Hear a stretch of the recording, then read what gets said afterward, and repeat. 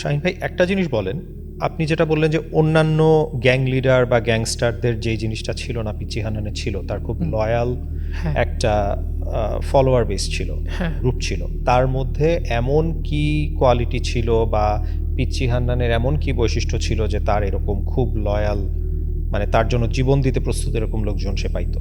জীবন দিতে প্রস্তুত এরকম তো বেশি না, সংখ্যা ৮-৯ জন, তাদেরকে সার্বক্ষণিক রাখতো। তো আমি যেটা শুনেছি, একজনের নাম ছিল সাহেব আলী, পরবর্তী সে ক্রস ফায়ার হয়েছে। প্রথম র্যাবের গুলিতে পা কাটা গেছিলো, পরবর্তীতে সে দল পিছানের গ্রুপটাকে আবার অর্গানাইজ করতে গিয়ে পরে দেখছে যে এটা আসলে হইতেছে, পরে সেও ক্রস ফায়ারে মারা গেছে।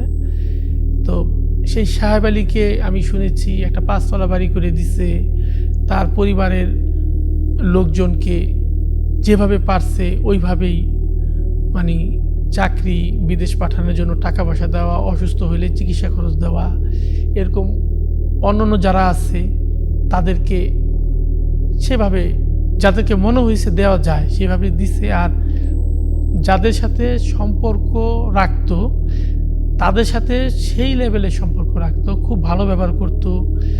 নিজে আহত হলো বা নিজে কোনই হলো সহজে তার লোককে এই করতে চাইতো না। আবার যদি কারোর সাথে দ্বন্দ্ব হইতো, তার আভ্যন্তরীণ দ্বন্দ্ব আছে, দ্বন্দ্বে অনেককে হত্যাও করতে হয়েছে, অনেককে আহত করতে হয়েছে, অনেককে এলাকা ছাড়া করতে হয়েছে, অনেকের হাতের আঙুল হাত কেটে ফেলে দিছে, কবজি ফেলে দিছে, অনেক লোক আছে পিচ্চি হান্নানের গ্রুপের দ্বারা হাত বিচ্ছিন্ন, আঙুল বিচ্ছিন্ন অনেক আছে।